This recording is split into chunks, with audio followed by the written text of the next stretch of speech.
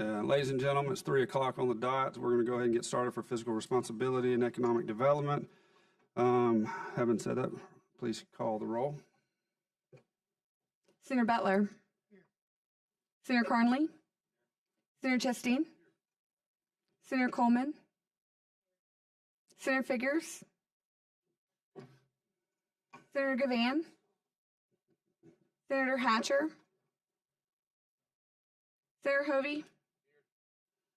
Senator Kelly. Senator Melson. Senator Roberts. Senator Sessions. Senator Weaver. Senator Gudger. Here. 11. Can put this over that vent for Mariko over there, if you don't mind. Put the whole thing on it. How many do we have? We have 11, so we can conduct business. That represents a quorum. Having said that, with the authority as the chairman, I'm moving SB 328, Senator Wagner, down to the bottom, if that's okay, or if that we're waiting on a substitute. When it gets here, we'll be able to put that in front of the public hearing, if possible. If not, it'll be at the end of the agenda.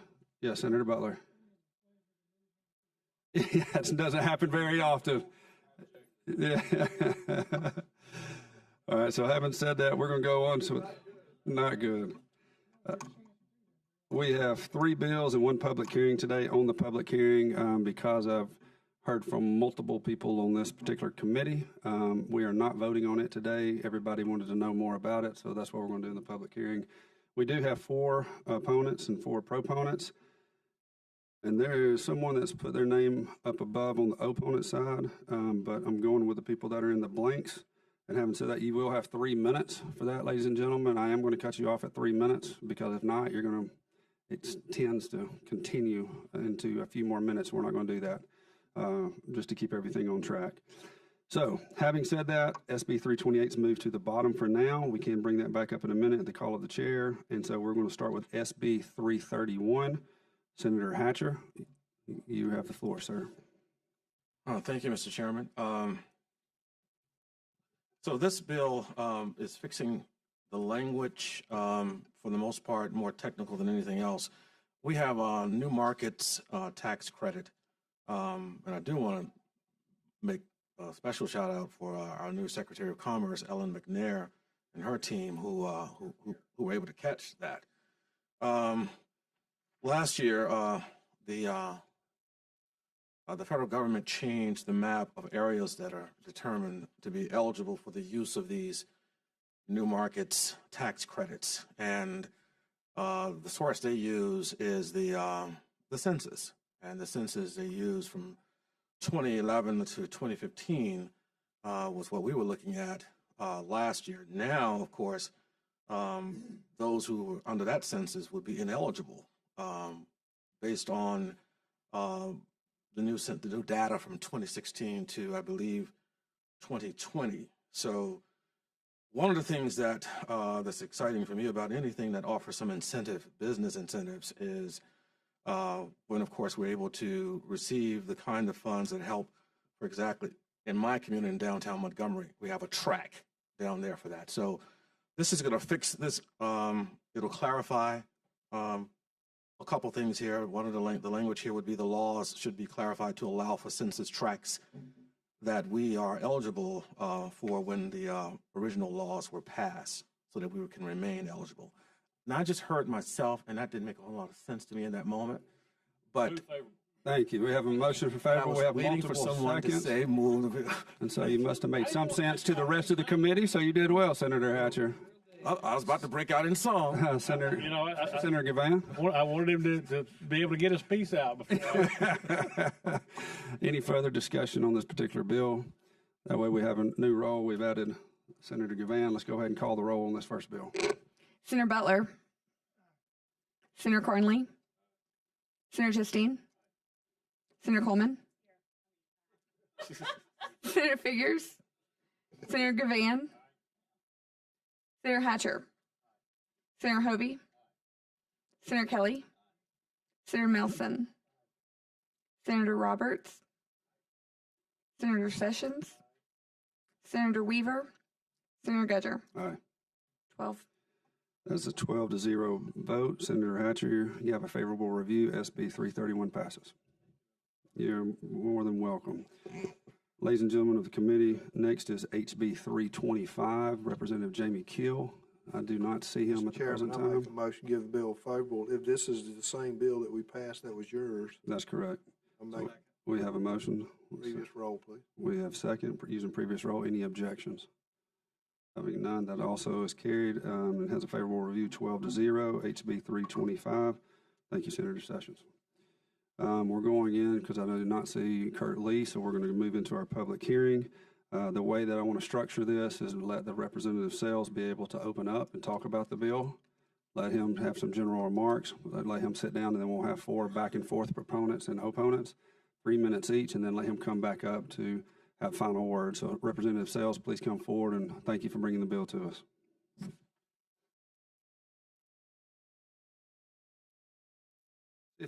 See if the side of that can be turned on. Alfred, can you help him? It's on. Okay. I turned it on. Okay, well, thank you for having me today, Chairman, Chairman of the committee. This is basically the same bill I was before you with last year that y'all actually passed out. What this bill does is these cell phones, they already have a filter on the phone. And all we're simply saying is activate the filter that's on the phone. It doesn't affect any retail associations. They're carved out in the legislation. And I will tell you, this is a problem. This is a huge problem. If you yourself are not affected by porn, someone in your family is affected by porn. Some of your children and grandchildren are probably exposed to this on their phone. If you think you can give a little 12-year-old boy a cell phone and he not look at porn on it, there might be a few that don't, but I guarantee you there's more that do. This is how I got interested in this in 2019.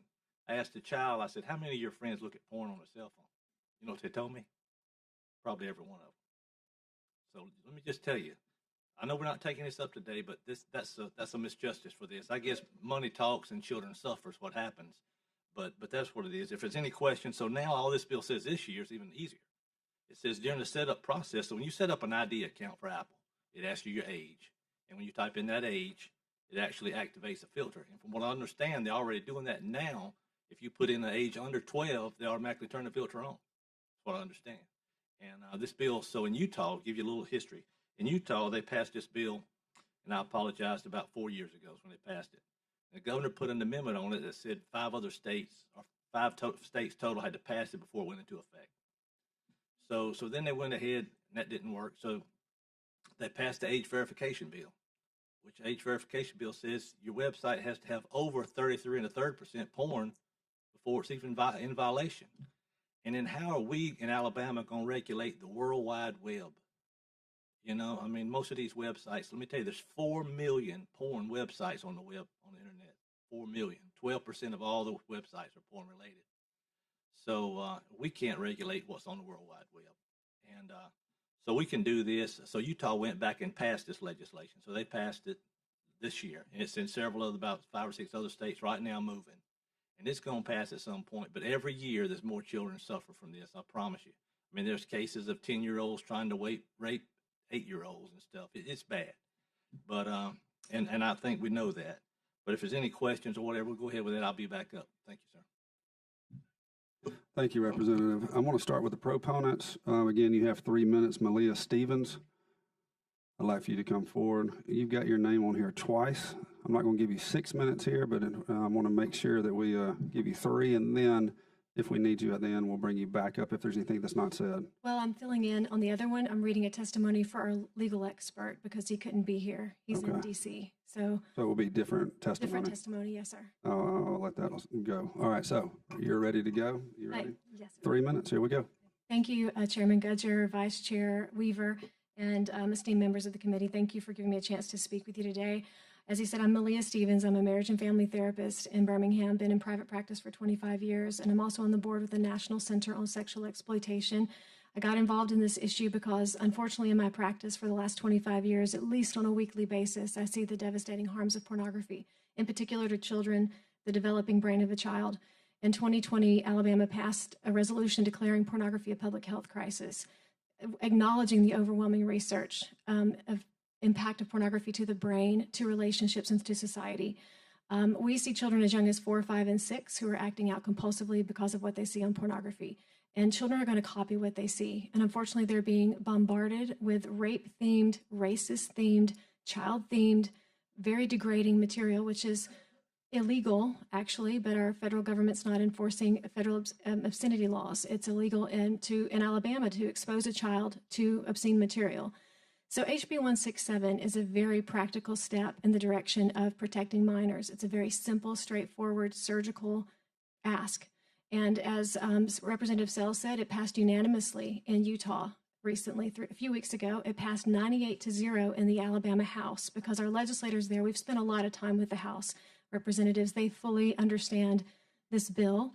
We have a lot of bipartisan support across the state. I speak across the state. Parents from both sides of the aisle are like, why has this not passed? This is so no-brainer. But we fight the pornography industry. We fight big tech.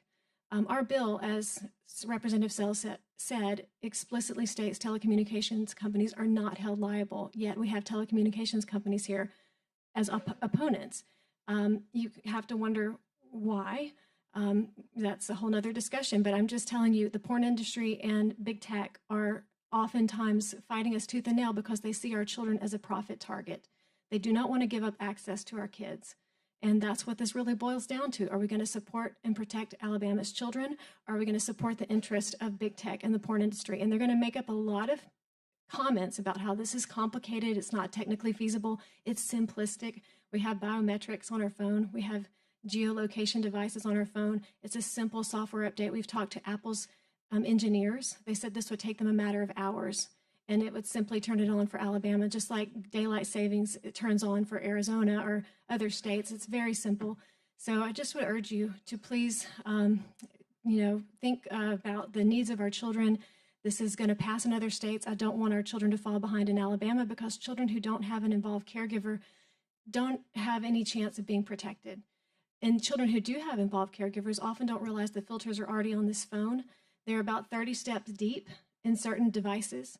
And we're just asking device manufacturers, which are Apple, Google, and Amazon, to Ms. turn on Stevens, cutting you off. Yes, sir. Thank you. First of all, thank you for your passion. You've been back every year for this, and I appreciate you coming back this time. Thank you so much. Chairman And Gotcher. I will see you in a minute, it sounds like. Yes, sir. I want to stop for 1 second. Representative Keel, I saw you just come in. I mean, you're so good you didn't have to be here and your bill passed, so just making sure you knew that, okay? If you needed to stay, you can. If you don't, that's fine too. Anytime. On the opponent side, Caroline Franklin. Is that correct? Caroline, come on up.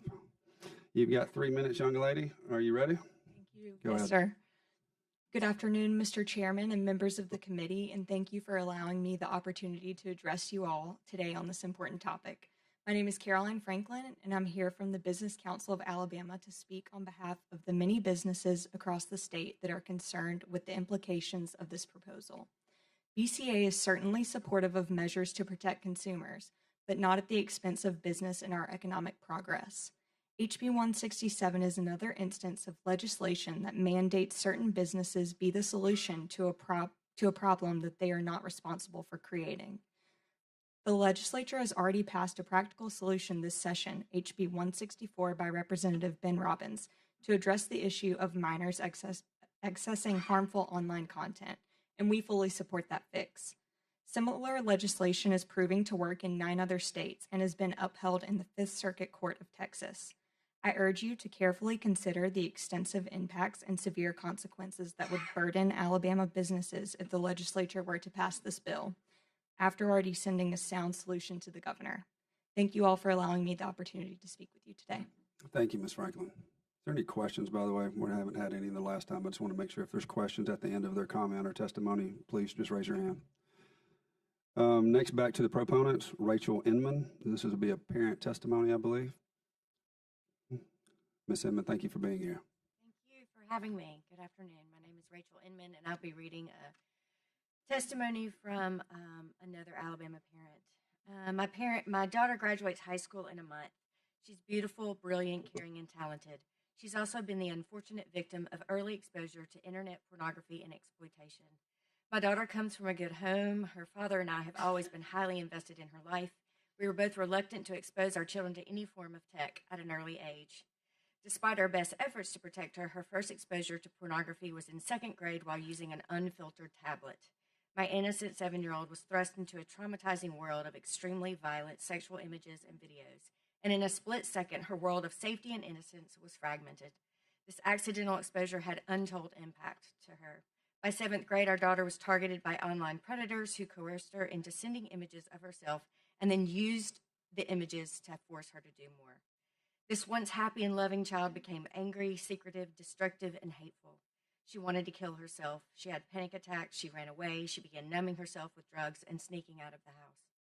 In early high school, an adult predator targeted her at her lowest point and began grooming her for the sex trade. He gave her a trap phone, coerced her, and began sneaking her out of our home in the middle of the night and taking her to parties.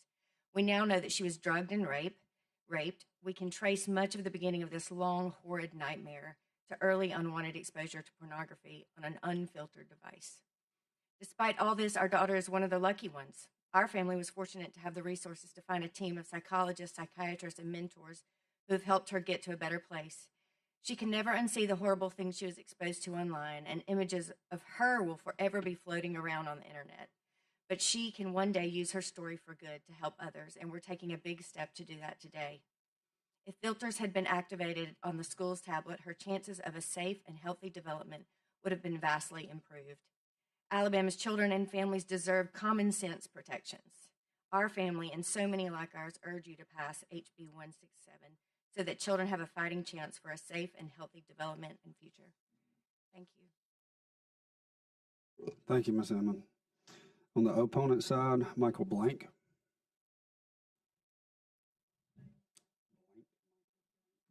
Please state your name and who you're with real quick, Michael. Mike Blank, CTIA. Thank you. Go right ahead. Thank you, Chair, members of the committee. I'm with CTIA, the Trade Association for the Wireless Industry, speaking in opposition to HB 167. While the bill has good intentions, CTIA believes this bill is not necessary and is unworkable. Manufacturers already offer content filtering technologies and parental controls on devices that help adults and children make positive digital choices. These controls allow parents and guardians to restrict not only internet content, but also the types of apps that can be downloaded, limit purchases within those apps, as well as manage screen time. Wireless service providers also offer additional tools that enable parents and guardians to determine the internet and app content their children can access. Further, CTIA was asked by our members to create a website that provides education tools and resources for parents. We've testified in opposition to this bill last year, and it was raised previously that industry can do more to educate parents and should be a better partner with the state. We took that feedback to our members. The result was a rebranding of our mobile parent website at mobileparent.org and a broad awareness campaign. In Alabama, we generated over a combined total of 1.4 million impressions, including local publications reaching places like Birmingham, Huntsville, Mobile, Montgomery, and Tuscaloosa. We ran Facebook ads in Alabama that accounted for more than 260 impressions. These ads are active today. We heard you last year and have responded with action. One of the reasons I'm speaking today is to let you know that we view ourselves as a partner of the state on this important issue. We are on your side, share the same goal of protecting children online. However, this bill will add significant complexity for businesses and will create additional confusion at the point of purchase. It sets technically infeasible requirements, as it is uncertain how the mandates would work in practice across various types of apps and content, from books to movies to music and video. Mandating state-specific technical requirements on devices that are sold nationally is problematic because operating systems and other functionalities are not designed on a state-by-state basis. The proposal could have unintended consequences, inadvertently blocking important information as well. While the bill defines content that is obscene, filtering software is not so nuanced as to allow content that could contain useful or helpful information. Instead of mandates on industry, the most effective approach is for stakeholders to work together to educate consumers about the tools that are available and as technology is constantly evolving. This is an issue that our industry takes seriously. We are glad to see the state has taken action already by enacting HB 164 Mr. into Blank, law. that's your 3 minutes, sir. Thank you so much. Thank you. Thank you. Mr. Chairman. Senator I Chastain, have yes. a question. Mr. Blank, we have a question. Senator Chastain. Yeah, could you, you talked about your, the burden to business. Could you explain that in detail, the burden that this would put on businesses?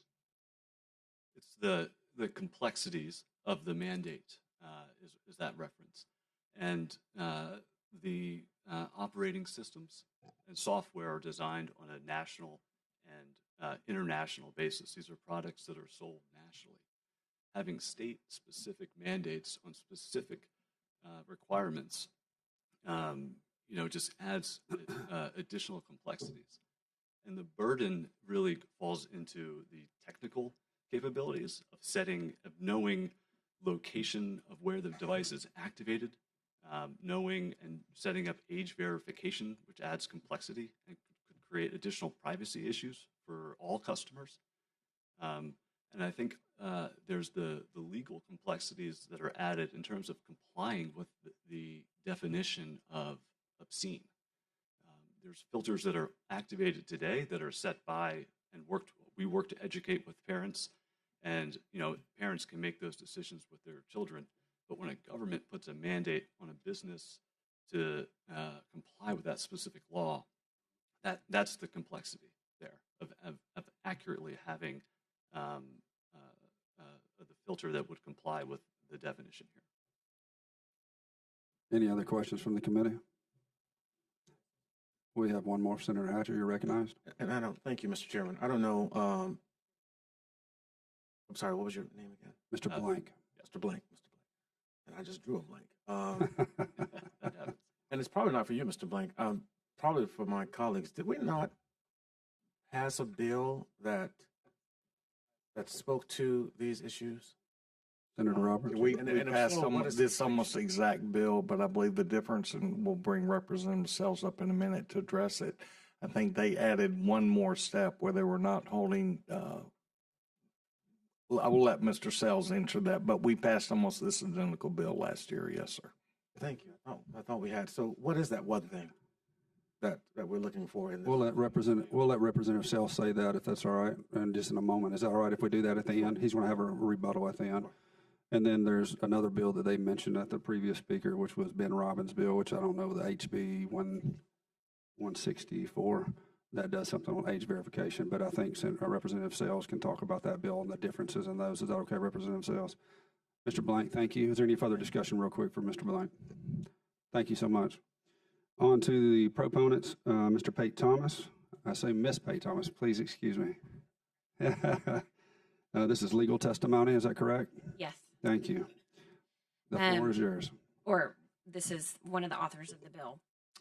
Hello, Chairman Gudger, Vice Chairman Weaver, and esteemed members of the committee. Thank you for this opportunity to share testimony. I'm reading the testimony of one of the bill's authors, Ben Bull, who is a noted bill serves as General Counsel of the National Center on Sexual Exploitation. He leads the Nicosi Law Center, fighting child sexual abuse, illegal pornography, sex trafficking, and other forms of sexual abuse and exploitation. Mr. Bull has had great success preventing the spread of illegal pornography. Excuse me, my phone just, sorry. Winning more than 14 trials against pornographers without a loss. He has also won numerous obscenity and child pornography appellate cases, including at the Supreme Court. Mr. Bull formerly served as Chief Counsel of Alliance Defending Freedom. He also served as founding director of the European Center for Law and Justice in Strasbourg, France. You should have received Mr. Bull's full testimony in your email for further information, but in summary, the U.S. Supreme Court has repeatedly recognized that the state has a compelling interest to restrict children's exposure to pornographic material. Courts have recognized that parents are entitled to laws that support their ability to safeguard their children from harm. In Ashcroft versus ACLU, the Supreme Court found that device-level filters satisfy the First Amendment. 2 Supreme Court rulings have ruled that the least restricted means to protect children from exposure to pornography is by simply activating device level filters that are already embedded in these devices. We know this bill passes constitutional muster and will hold up in court. Thank you. Thank you, Ms. Thomas. I appreciate that. On the opponent side, Stephania Jones, Department of Commerce.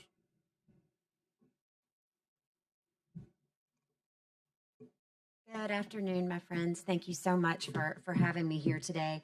A lot of what I was going to say has been covered, so I'm just going to drill down a little bit more on what Senator Chastain was asking about with the impact on business. I know that when we talk about the technological challenges that these companies will face, when it comes to protecting our children, none of us are really concerned with the hassle of protecting them, right? But there is a significant financial burden that goes along with that. And if we are imposing that burden here in the state of Alabama, these companies will simply go elsewhere to manufacture these products. And that is a direct hit on the economy for Alabama. It would be expensive to overcome. And next thing you know, you're going to be driving to another state to purchase a new iPhone. That's not outside the realm of possibility. It also sets up new legal challenges regarding the constitutionality under the First Amendment. And needless to say, whether it holds up or not, these challenges often end up costing millions of dollars that could go to other state priorities.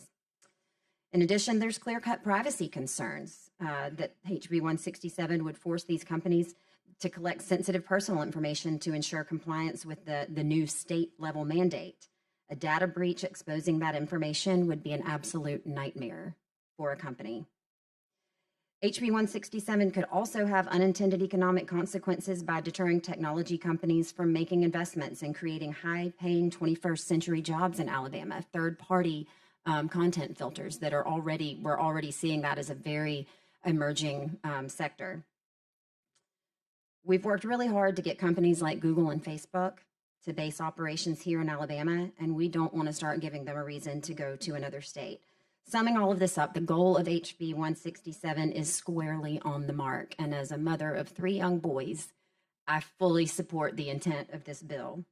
But I truly believe, and we at Commerce believe, that we can protect our youth through the framework of, as previously mentioned, HB 164, which has been recently signed into law by the governor, that puts the burden where it belongs on the content creators, at least within that framework. Maybe we have more to do, but I think let's keep the focus there where it belongs.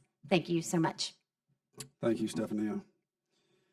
On to the proponents. The popular Malia Stevens is back up. We're going to be talking about a tech testimony, I believe. Ms. Stevens, is that correct this time?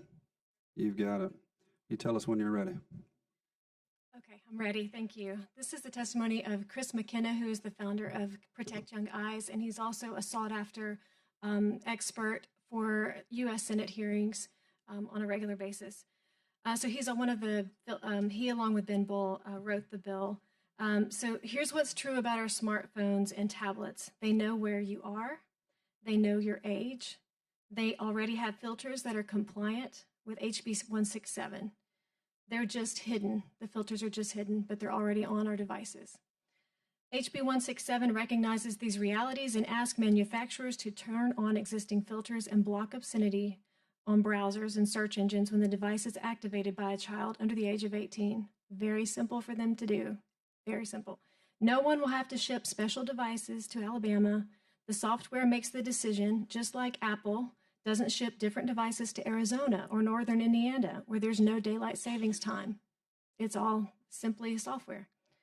No one will have to show an ID to an Apple store. The user's age is already provided during account creation.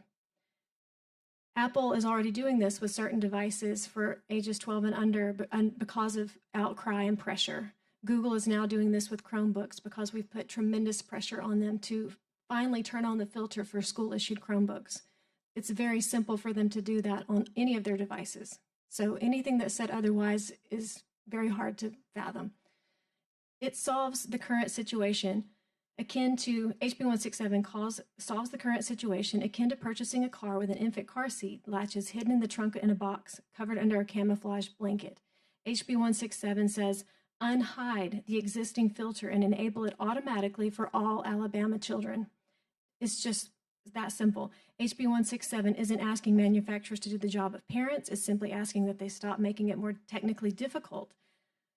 While age verification, which was mentioned, is at the site level is good, it's not constitutionally sound at times. It's caught up in court in several states where it's been passed. It's difficult to enforce. This is why the pornography industry really doesn't fight that bill that hard, because they know that they can make it difficult to enforce. They know it's not really a true safeguard for children across the board that it should be. Maybe as it continues up to the Supreme Court, it will be, but right now it's not. They fight our bill because they know it's constitutionally sound, they know we can easily enforce it, and they know it will have widespread impact at children. Last point, to hear that this bill will somehow affect commerce in Alabama is very difficult to comprehend. The only true threat that I've heard is that companies like Apple, Google, or Amazon would try to threaten to pull business from our state because we're asking to protect our children. We're asking for a simple software update to protect our children, which says a lot about their priorities, that they would threaten to pull business from our state because we want to protect our kids. And your time is up right there. Perfect time to stop. Senator Roberts, I believe you have a question First for Ms. Stevens. Ms. Stevens. Yes, sir. This is simple software change. Last year in committee, many of us were sitting in here, and I know 3 of us got together and walked through the steps on our phone. I've gotten a new phone since last year. I couldn't figure out how to do it on the new phone or a new iOS update for me. I went through every way I could do it, and I couldn't find a simple way to do it. And I believe you're absolutely right, and it's further embedded. We're all dealing with this in the communities where we serve, of this capture our kids, and we're battling our brains out trying to do something to help our children. I visited a home with another senator, it's not on this committee, it's in his district, where sex trafficked girls are taken, and we're all aware of what's happening there. And we've got to stop the demand for that, the sex trafficking, and then help where we can. The testimony that was read by the other lady, gentle lady, she spoke, just grabs our hearts as we sit in this room. I don't know of anything in this phone that was made in the great state of Alabama, Exactly. or any other device that I have or anyone in this committee has. So, and I'm all for commerce, and I will go to the mat working to make Alabama competitive and the best place to live.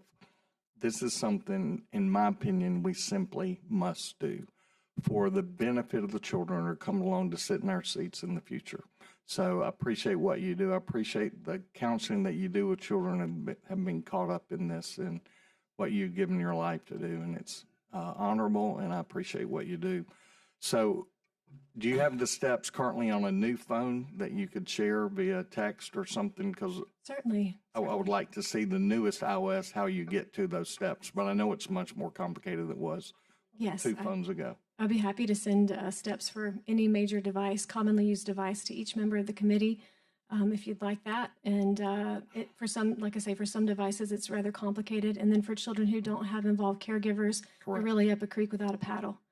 And I speak at schools where children are raised by aunts, uncles, grandparents. They don't have caregivers, and they're inundated with pornography, and the behavior is jaw-dropping. And it's horrifying, and they don't have a chance at a healthy future. And that's what breaks my heart, is seeing those children. I went to speak at Cornerstone School, for example. It broke my heart. So we can do this, and we can protect hundreds of thousands of kids instantly across the state of Alabama and give them a fighting chance at innocence and a better development. Mr. Roberts, anything else? Yeah, we have 8 grandchildren. I had one situation like this with a Chromebook, almost identical to some of the testimony that was read. And I'm very grateful for the fight. Thank you. Senator Carnley? Yeah, I just had a question because, we had this bill last year, and again, I think it's been said that the premise of this bill, nobody can argue. It's hard because it's a tough topic, and I don't think anybody on this committee would ever say they don't want to protect children. How you do that can be different. But kids don't, we know smartphones are kind of the primary device that is used, but what happens when they get on a computer? Mm-hmm. What happens when they're sitting at school on those computers, which I would assume schools probably have protections in place anyway. Depends, but yeah. I would assume that. I don't know that fact.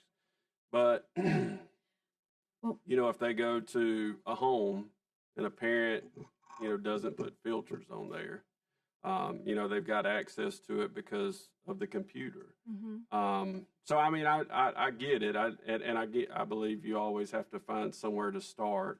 I did support the age verification because I believe, to me, that is something that addresses across any device, any platform, anything, as long as they're required. Now, you mentioned something I was not aware of about the 33 1/3%, you know, of that. But one thing that I will tell you that I have seen I've got 3 teenage children. TikTok is a porn website, just about. I mean, just if you get on there and watch, I mean, just the things that are done, it's provocative. It's easy to get on there, and if you look at something, you know, it takes you down that rabbit hole. So, you know, and I don't know that this filter would address that. Maybe it would, maybe it wouldn't. It's hard to say. I admire, you know, the sponsor's desire to solve a problem. I would hope that maybe this, you know, the age verification could do that. That was my goal, you know, because I feel like it puts the burden on the back of the company that is, you know, bringing this content. You know, it's like penalizing the manufacturer of a car because somebody is an alcoholic and they go drink and then they go drive down the road. I mean, and again, as a parent, I know some don't have that home where parents are trying to oversee and be a parent, but, you know, this is a bigger problem. Certainly, because certainly. you've got kids that, you know, that they don't have the provision. I mean, they don't have the supervision to stop it. But and I'll be honest with you, kids today are smart enough to turn that filter off. Well, they have to have a password according to the way this would And I just, work. you know, but, I don't know. from an I'm adult. not arguing on the premise of that. I believe something's got to be done. I'm thankful that we were able to get the Robbins bill, at least kind of get the thing started, and we'll see where it goes. But, you know, appreciate your Well, time appreciate here. your comments. And I could just answer that one thing you asked about. Very quickly, please. Yes, We sir. still got more people to talk. 47% of children stumble upon pornography on smartphones and tablets. So that's the primary place where they're going to get their first accidental exposure. And so we had to be surgical. We had to be very specific to get it through. And we know that it's that would definitely protect a lot. And we have a lot that we fight the National Center on Sexual Exploitation in terms of social media. That's a completely different realm. But this is really geared towards those young children who stumble upon it early. Thank you, Ms. Stevens. I appreciate that. I would like to get the procedures you talked about, if you don't mind. If you can email that to Ms. Alicia, she'll be able to send that out on email to everybody if you're interested in that. Senator Coleman. Thank you, Mr. Chair. I've been, you know, sitting here too, like others, kind of grappling because there's not a person around here that does not want to protect children. I just want to make sure that we're going after the right folk. And in my opinion, it's those folks that are actually creating the content. But for the business community, I just have to say, I wasn't going to vote for the bill today in this form, but the monetary argument just gave me the icks. I mean, you know, our children, to me, are worth more than, you know, you can't put a dollar amount on it. So that argument, I hope y'all come up with something else when we come up next year. Just really, you know, we were kind of over here listening to that monetary argument, and it just didn't bode well with me personally as a parent and a almost grandmother now. I just thought that would be the cost of doing business in the state of Alabama. But when you gave the statistics, you said 47%. So that means 53% of the children are having access somewhere else. And so we just want to make sure that, again, as we are, when we create the penalties, whatever we're doing, we're going after the folks that are creating the content. And I have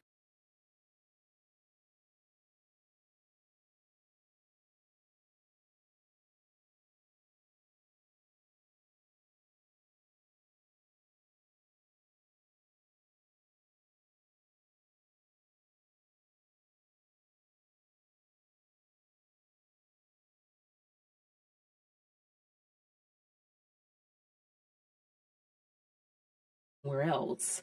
And so we just want to make sure that, again, as we are, when we create the penalties, whatever we're doing, we're going after the folks that are creating the content. And I have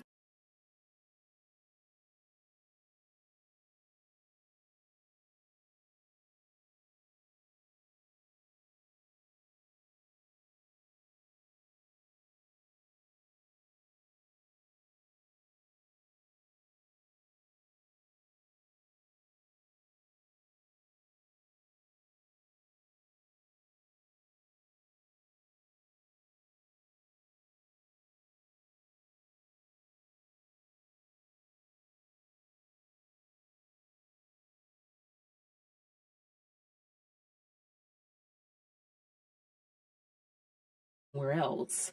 And so we just want to make sure that, again, as we are, when we create the penalties, whatever we're doing, we're going after the folks that are creating the content. And I have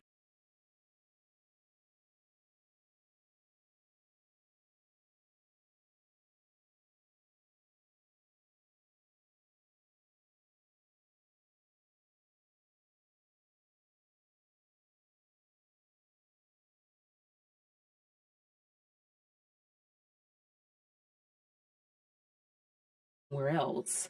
And so we just want to make sure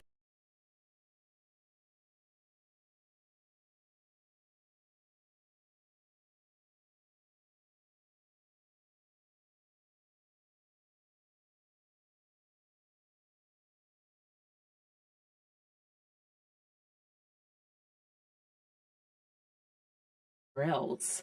And so we just want to make sure that, again, as we are, when we create the penalties, whatever we're doing, we're going after the folks that are creating the content. And I have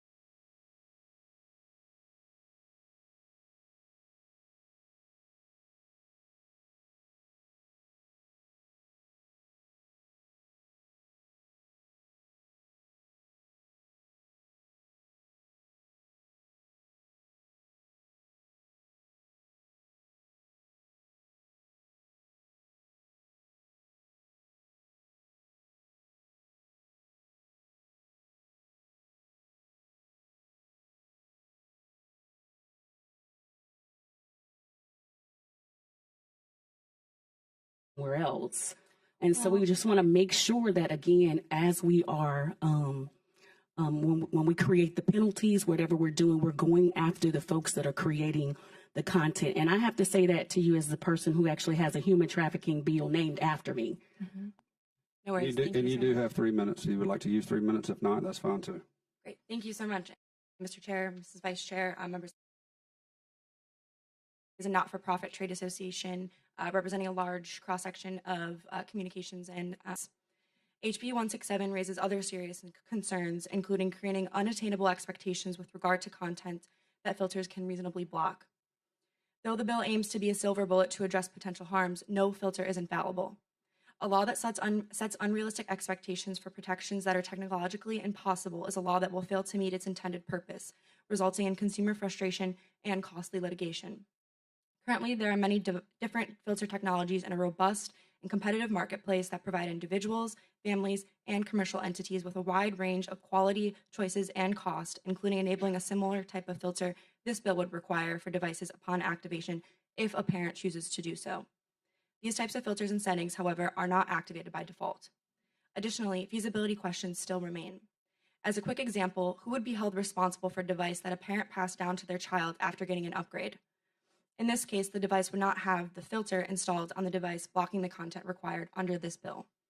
Additionally, devices sold into a national market are not and cannot be designed for functionality to trigger by the mere fact that they have been moved between a state's borders. Further, this proposal gives rise to substantial liability concerns stemming from the subjective interpretation of what qualifies as matter that is obscene.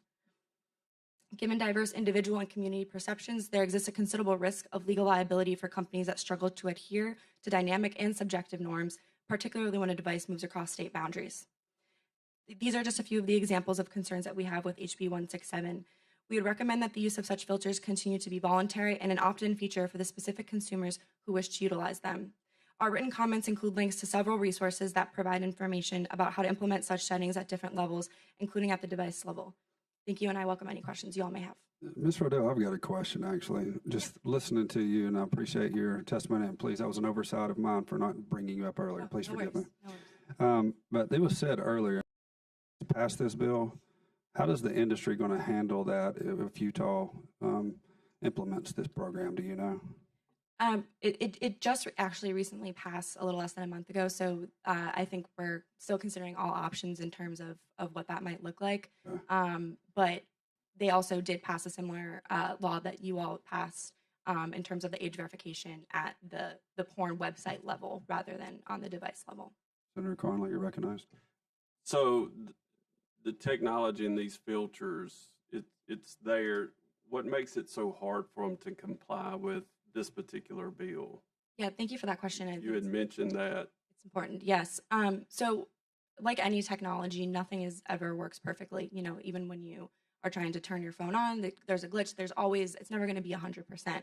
And I think the reason that we are opposed to this mainly is because the bill is being branded as essentially a silver bullet, essentially that if this has the filter, no content will get through. And that's just not true. These filters cannot block every single obscene matter that might come across on a tablet or a phone.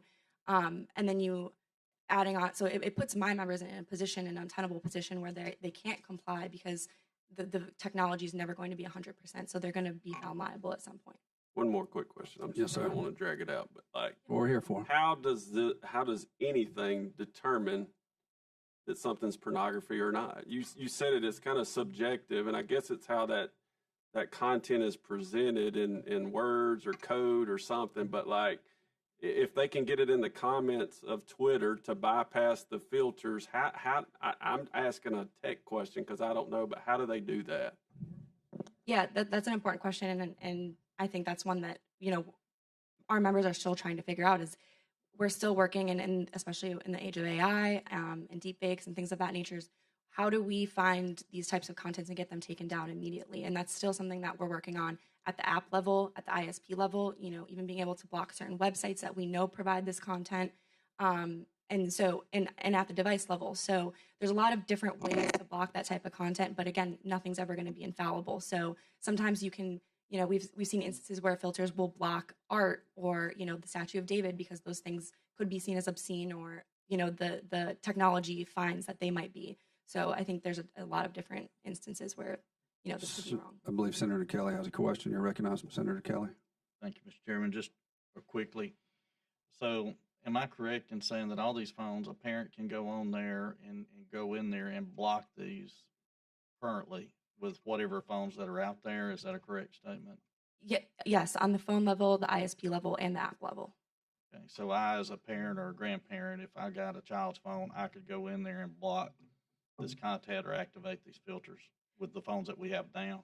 Yes, you can do it on your own. You can actually also go into, you know, like an Apple store, and they can do it for you. You can do it at the retailer level and ask them to implement some of these features as well. And in my written comments, I also have a website that you can go to, and it'll take you step by step, depending if you want to do it at the app level, the Wi-Fi/ISP level, or at the device level. Thank you. We have a few more questions, if that's all right. Senator Hatcher was first, Senator Melson was second. Senator Hatcher, you're recognized. Thank you, Mr. Chairman. So you just raised a question for me. First of all, what is ISP? What does that mean? Internet service provider. And if you're saying that the phones are currently equipped with the capacity to do what the bill is asking, then I guess my question: why do we have this bill if this is the case? Yeah, thank you for the question. I think that first, the the technology is available on these, but again, as I mentioned previously, it's not infallible. And so when you make it government mandated and you have that, What do you think creates that infallibility? I don't think there will ever be a technology that's 100% infallible and going to figure out every single, piece of bad content online or on a device. And I think the understanding here too is that it's not a silver bullet in the sense that, you can still access material on a desktop computer. You can still access it. My smart TV connects to the internet. You can still access it. Some cars now have, internet accessibility. So the idea that just because, your phone might have this filter on it doesn't mean that this content won't be accessible in other ways. Lastly, Mr. Chairman, I think one of the things that concerns me, I'm a Head Start director. And what happened in the post-COVID age, I was able to see, how 2-3-year-olds can navigate these phones like nobody's business, to the point where the smartphone, I kind of want a dumb phone now, because they're actually getting there. But here's what I do know. I do know that the age verification obviously works.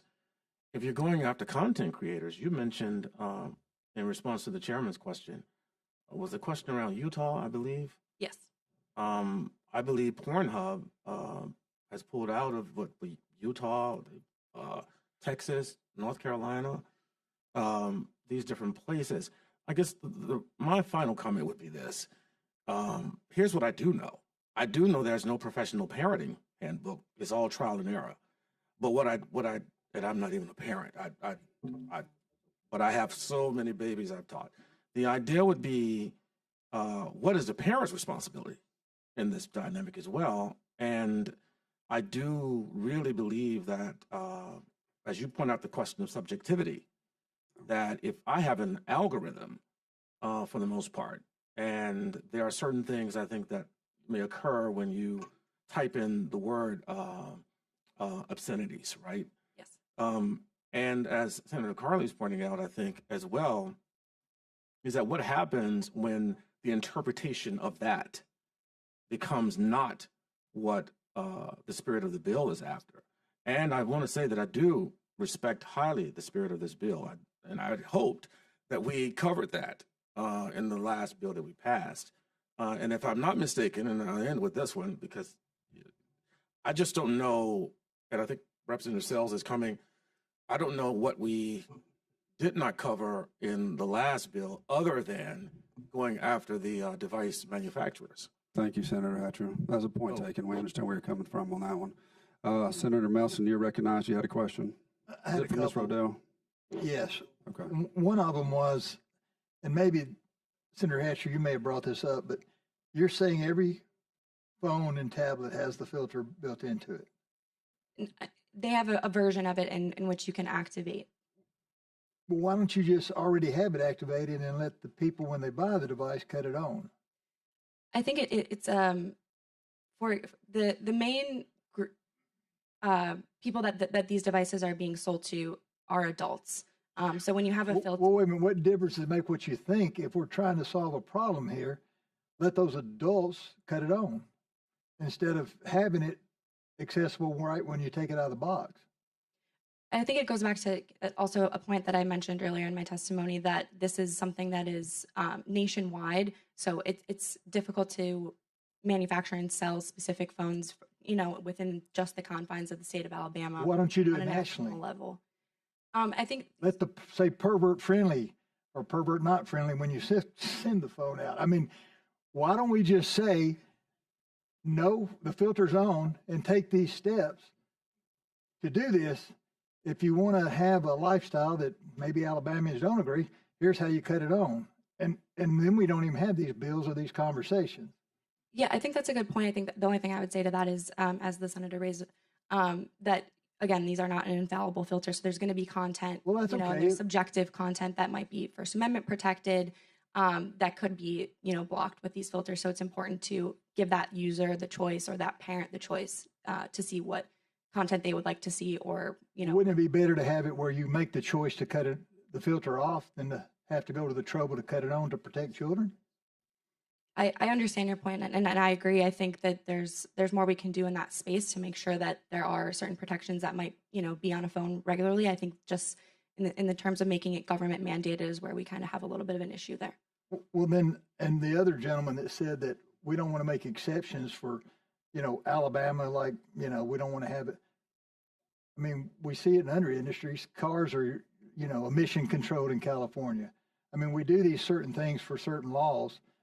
And I'm not saying I'm for or against the bill. I'm just going to be open-minded, but I'm just trying to get these questions answered. I just don't see why that should be an issue either. And one thing that has been brought out is, and I want to grow Alabama just like Dan Roberts, but, we want to grow Alabama, but I want to get our kids grown and normal before I'm worried about the other, or this, it just seems like we have a little priority issue there that we might disagree on, but not necessarily you. I'm just talking about in general. But it just seems to me it would be easier to have the phone where you activate it if you want to go down that road of viewing porn. But anyway, thank you. Thank you, Yes, Senator to his Nelson. point. Yes, to his point. That's fine. We've got two more speakers. I'm trying to get us out of here by 4, but please go right ahead. Just really Senator quick, Coleman. I was reaching and looking for other lawyers in the room because I really don't do this work, but some of it is that there's no national standards for what is considered obscene. I was just really looking for some other lawyers that do that work. Apologies, I'm not a lawyer. That do that work, and that is one of the If you remember the Attorney challenges. General's report in 1988 that was done by whoever then was Attorney General of the United States, and I have the book. It's about 4 inches deep, where they were trying to determine what was pornography. So Right, and we generally use what's referred to as the LAPS test, and they're not national standards. They're local, they're community standards, and that's one of the challenges.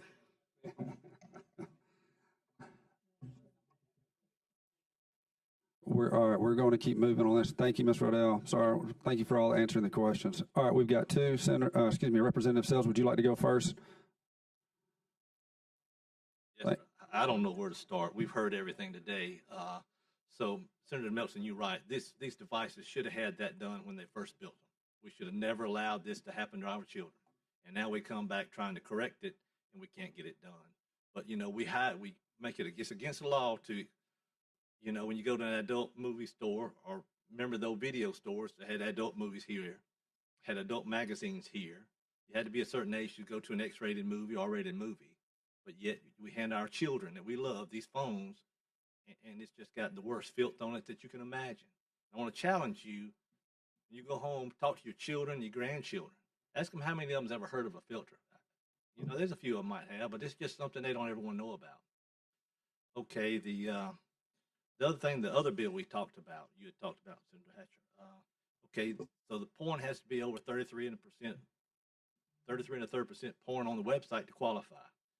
They have to report to the Department of Revenue their earnings to pay 10% tax to the state of Alabama. We're going to tax the porn industry. They got to have notary signed affidavit saying the people in the movie. I challenge you, just read that bill. Just read that. You don't have to be a lawyer. Just read it, and you'll find out real quick that that's not hardly doable. And how can we regulate World Wide Web?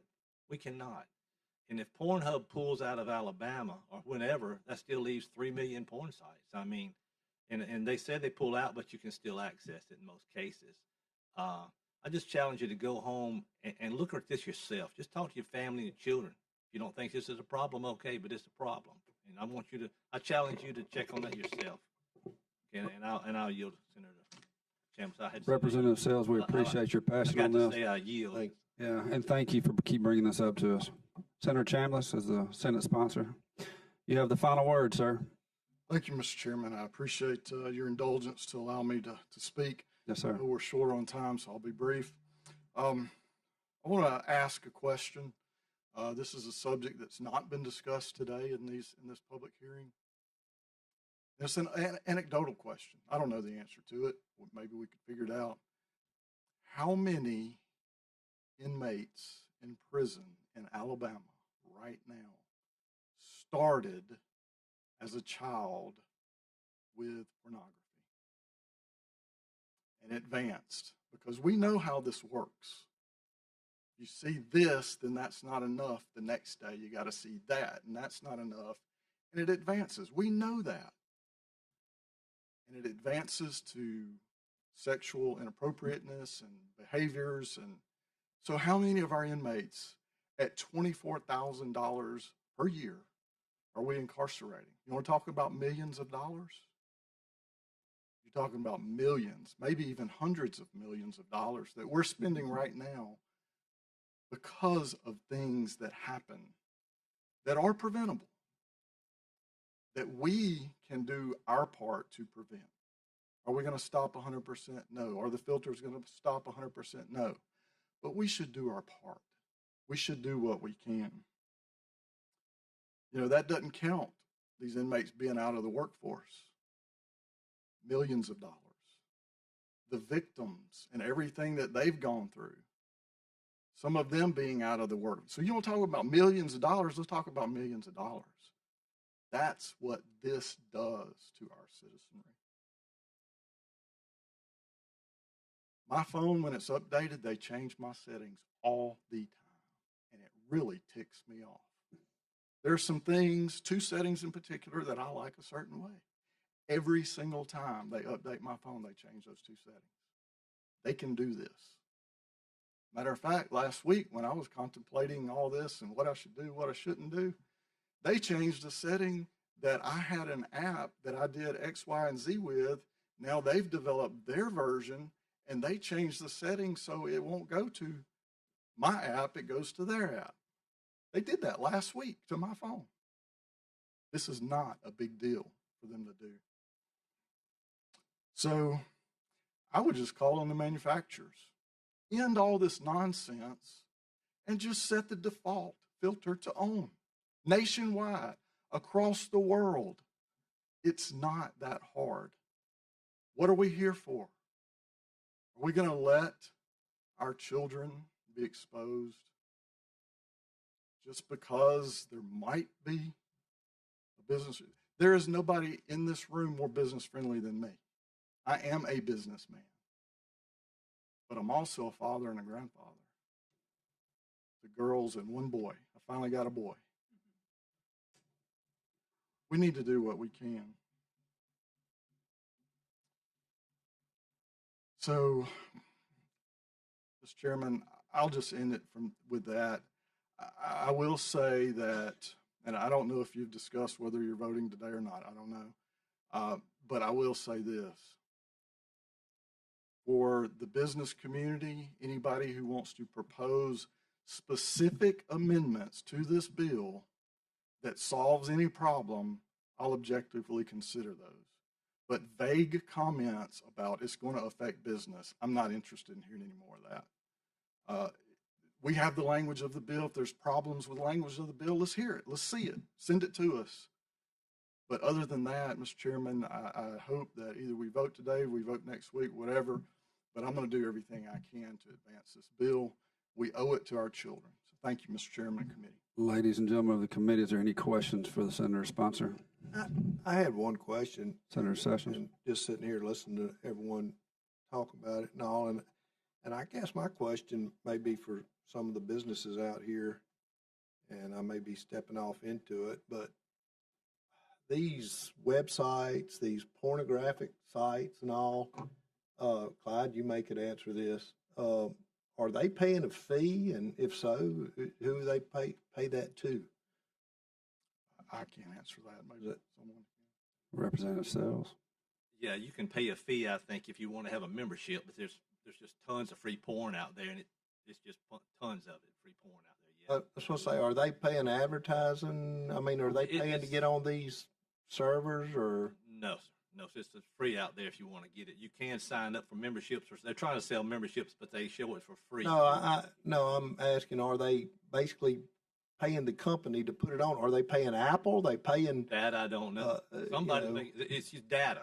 So phone companies now sell data. They don't sell phone service much anymore. If you don't believe it, try to make a phone call. But the data is a big thing now. So anytime you're using something on your phone, you're using data, and they charge for data. So that's how that works. Any further questions? Having none, I want to say one thing before we get out of here. I want to make sure this has been an hour approximately long public hearing, which is the longest I've ever had.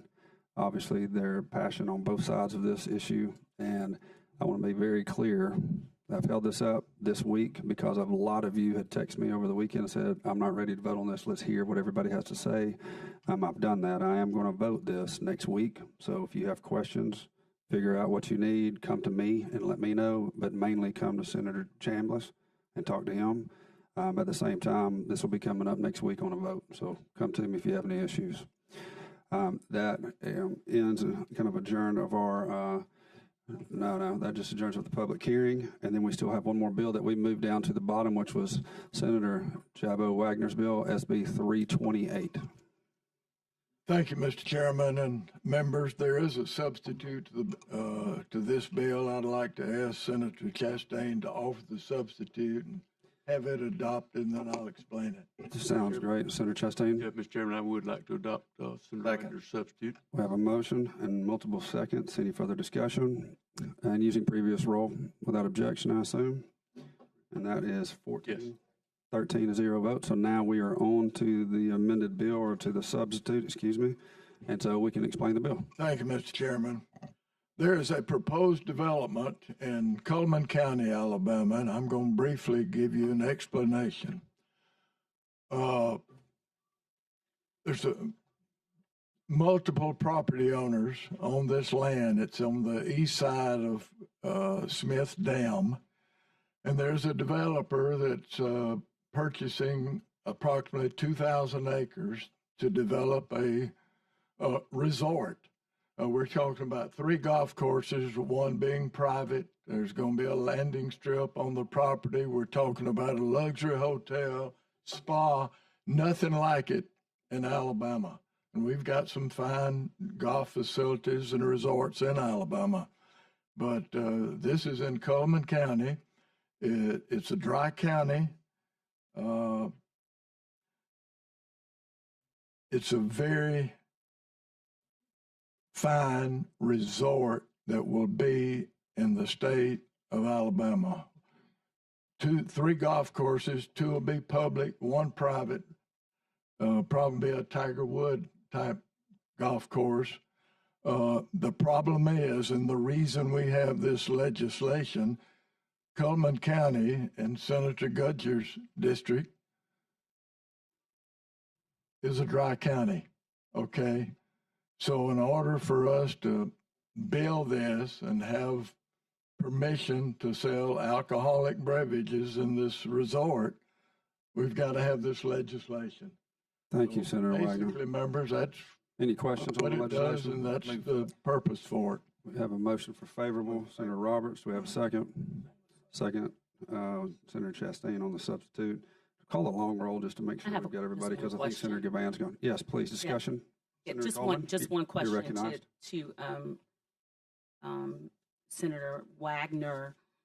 Support economic development, support what you're doing here with the piece of legislation. I only had one question on page 4 that talks specifically about non-contiguous land.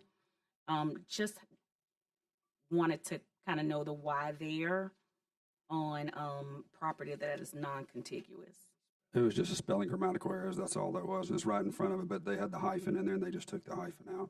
That's all. On the line 103 you're talking about. So what you're telling me is that it was already included in the... Yeah, it was non-contiguous. They're just cleaning up the grammatical error. That's all.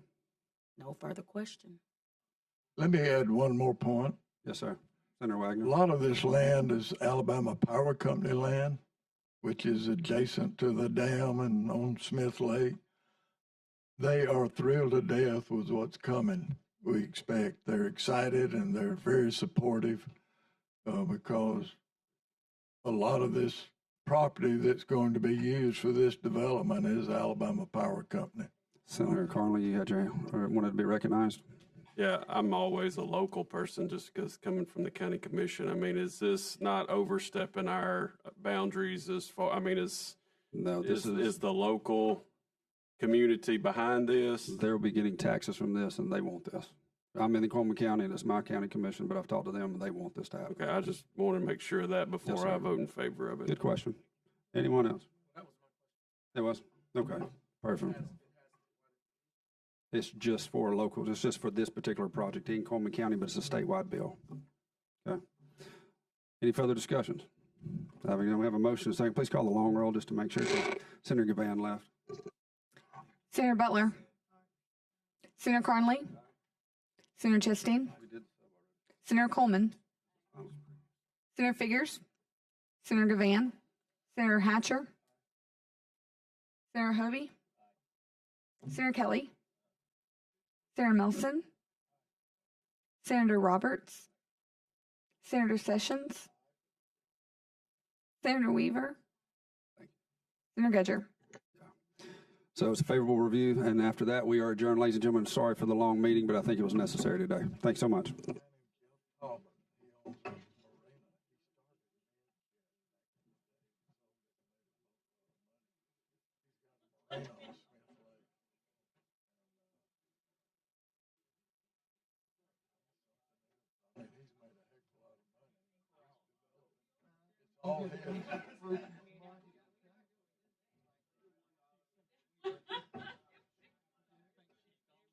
She's going